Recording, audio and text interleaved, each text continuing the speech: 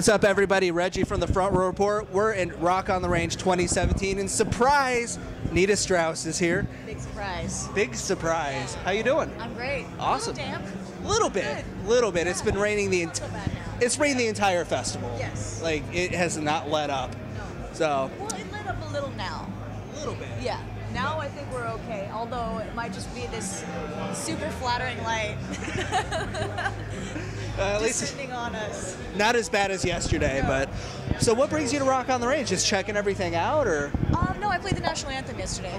Yeah, and I'm gonna do it again today. We ended our tour with Alice Cooper in Columbus here on Tuesday, and the Monster Energy guys reached out to me. I'm been a member of the Monster Energy family for a couple of years now, and they said, look, we're gonna be there, and it's Salute the Troops weekend.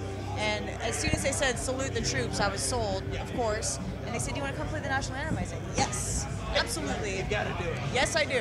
So yeah, here I am. Awesome. What are you looking forward to today? Are you here for today and tomorrow, or just today? I'm here all 3 days. Yeah. So yesterday I had my signing at Monster, and I did the national anthem. Today I have all you guys, which is super fun. I get to chat with everybody, meet some new people, do the anthem again today, and then tomorrow I've got another appearance at Monster, and then I get to see Metallica. Yes. And then I'm out. I go home. I go back to LA, and I have my first show with my band, We Start Wars. So I was about to ask about it. You got two new side projects. Yeah. Starbreakers. That's right. With Jill and Courtney. And Courtney, yeah, and Lindsay, the drummer from my original band too, and Emily Rudovich playing bass. So it's killer lineup. Yeah. So We Start Wars. How'd the whole project come up? So really, We Start Wars is, I always say, it's the band I've always wanted to be in. You know, when I was a young guitar player starting out, there wasn't really a lot of all-female bands that had a really high level of technique for me to look up to, because I love, Steve Vai, Satriani, Dream Theater, like, that's my stuff. That's what I like to listen to. And the more I started figuring out, there's not a lot of all-female bands that play this kind of stuff, that play technical stuff. There's some incredible all-female bands, and I'm not knocking all-girl bands by any stretch of the imagination, but I wanted one that was really technical. I wanted a drummer that plays really fast double bass. I wanted two guitar players that both play solos. I want a singer with a big range, which female bands have great singers, historically. But, a bass player that really raps. My keyboard player went to Berkeley, incredible musician. So I really got, the full spectrum of great musicianship, first and foremost. And that's what I'm really excited to showcase with this band. I feel like a lot of female bands, they're missing at least one of those components. They have at least one of those. Singer or a great drummer or a great guitar player. But, this one I actually took a long time. And, a lot of times when I do press, I get this sort of snarky, well, why did it take you so long to put a band together? And I said, how many female drummers do you know that live in this small area? I mean, I wanted to get local people to LA where I live. I didn't want to bring people in from out of town, and I've done it, and I always end up paying for their flight, and I just can't do it, So I really wanted to get local people that could be in the room and rehearse while I'm gone, because I'm gone most of the year with Alice. So the girls in my band are super dedicated. They've been in the studio every day, a couple times a week since I've been on this tour, and they're hitting it hard. So we're ready for the show. Yeah, first show's at the Whiskey. It doesn't get any better than that. I mean. Yeah, it's kind of perfect. My first big show with my first real band. I mean, I played some smaller club gigs and stuff, but I played at the Whiskey the first time when I was 15 with my first all-female band. The first inception of what We Start Wars is now. And so it's great to come full circle and do the first show there again. Awesome. And then Starbreakers, teaming up with Jill and bringing Courtney in. I mean, how did you get connected with Jill? I've known Jill for a long time. I've known just through the scene, through being friends with different bands, and I'm a big supporter of female musicians. I always have been, of musicians in general. But really, when I see a girl that's out there really kicking ass like Jill is, she's got a 4-octave range, and a crazy growl, crazy scream, crazy highs, crazy lows. In the Starbreakers, she uses 4 octaves.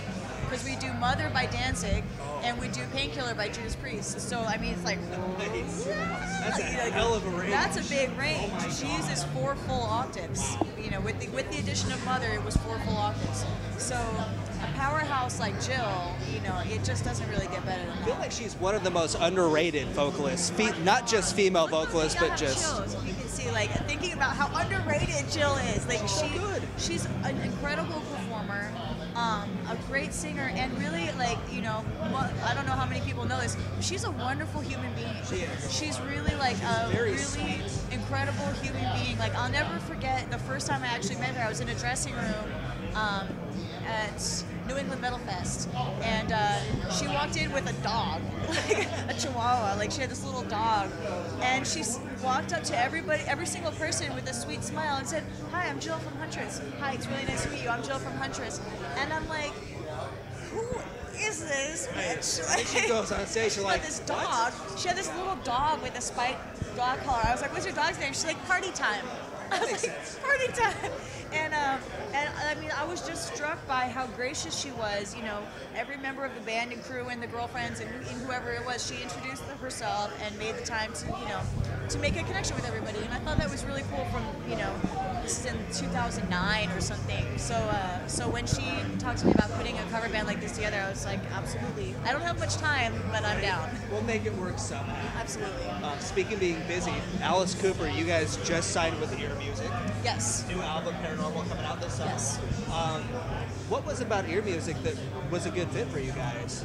Well, really, when you say you guys, you have to use the term kind of loosely because that's such an Alice thing. It is. I'm as a hired guitar player, like I have zero say in what they do. I didn't play on the record, so it's really that's the Alice show, But I'm really, really happy to be a part of the band and touring on this album, supporting this album, and learning the songs. You went out with Deep Purple this summer. Yes. That's going to be awesome. Yes. I mean, I've never seen Deep Purple. I've seen you I as haven't Alice. either.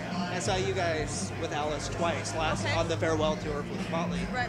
And very excited to see you out with Deep Purple. It would be great. Edgar Winter is opening up, and Deep Purple, and I'm actually a huge Steve Morse fan. Like I know that everyone asks me like, well, it's not the same without Richie Blackmore. I'm a huge Steve Morse fan, so I'm like beyond excited to see the tour. It's going to be a good tour. Absolutely, it'll be huge. So I hear you're a big WWE fan. Yes. I've gotta I got all ask. excited about your CM Punk show and the list. Have they seen the list?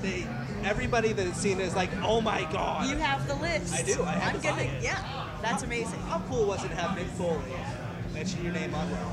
I about flipped out, and like Josh, my boyfriend, took a picture of my face when it happened, and it's like this ugly surprise face, like. And then Mick tweeted it, and I was like, ah!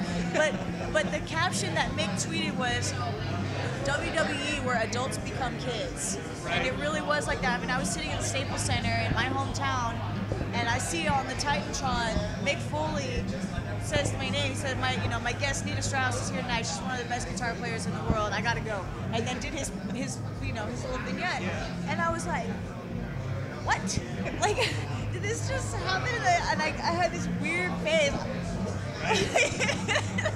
And but it was really unreal. And Mick is one of the coolest people, one of the most down to earth and cool and humble people. One of those people that after talking to Mick Foley for a while, I feel like I'm a better person from learning from him how to be a cool person. So really cool. So, favorite tag team of the Attitude Era, if you had to pick? I mean, okay. I'm gonna go off on a tangent because this is what I do. I don't like tag teams. Okay. I don't like tag teams. I mean, I like the factions. Like I like DX. I like all. But like tag teams to me, and I'm a newer wrestling fan. Like I didn't have TV growing up. I was a weird kid, so I'm a newer wrestling fan, and I always frustrate my boyfriend, who's the one that got me into this. Like when we watch tag teams. Oh, because every time the match is about to be over, they tag them and save them. I don't get the point of the tag teams. He's laughing because he knows every time we watch a tag match, I'm like, they don't even hold on to the rope properly. They're supposed to stay on the thing, and So the tag team, it's irresponsible. My wife, we just got married 2 weeks ago, but she just got into wrestling about a year or two ago. That's like me. Yeah. I just started watching. And so she loves it, and every week I'm like, Attitude was better. This is not what's going on. No, I like the old stuff better. I like the old stuff a lot better. Like I said, I didn't grow up watching wrestling. I didn't grow up with any TV at all. And then a couple years ago, Josh works with some wrestlers, and he said, I'd like to watch Mania to just see what's going on. And I said, it was the outdoor WrestleMania at Levi's Stadium where Sting came back, and I thought, this is so boring. I thought, she's laughing, she knows. I was like, this is, everything was in the daytime, and it was like, and Sting came out, and he and our other mutual friend who are big wrestling fans were like, oh, it's Sting, he's really here in WWE, and I was like, who is this crow guy? Like, who is this? This is not scary at all. Like, it's already been done. This is not scary at all. Like, nothing, and I didn't get it. And then we watched, and then I got the network. The next WrestleMania. This is the whole story. The next WrestleMania, we got the network because we wanted to watch it and see what's going on in the world of WWE. And I said, well, look, here's this thing online. Like, you can buy it for $10, and then you get WrestleMania. So I'll just do that, and then we'll cancel it. And then, it was 1 month free. They're going to give you 1 month free. So I said, well, look, we'll watch it for free. We're not out anything. I'll order some pizza, so I'll be happy. And then we'll do wrestling, and then we'll watch it, and then I'll cancel it. So I put it on my credit card, and they charged me immediately. I'm like, they got me. So I go, well, we already paid for this month. Show me some stuff. Like, why do you like this? Show me this. Show me what it is you like. And all of a sudden, I started watching the good stuff. Watching Warrior, Hogan, Ric Flair, old Sting and Flair in WCW, old ECW, Rob Van Dam, Tommy Dreamer, like all, and I started going, oh, I get it. And now I'm hooked on the network. I watched everything. I know all the stuff. Like, read the books, all the movie. I got all Shawn Michaels books and got the coffee mug, got the T-shirts. Yeah, I've got the Enzo Cass coffee mug.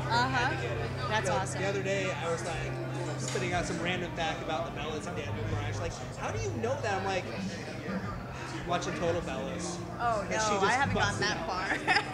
I haven't gotten that far into the Total Bellas world. Don't. You'll be hooked. Although I wanted to see that one, I wanted to see that first one, I wanted to see the John Cena's rules. It's ridiculous. Is it it's funny? real.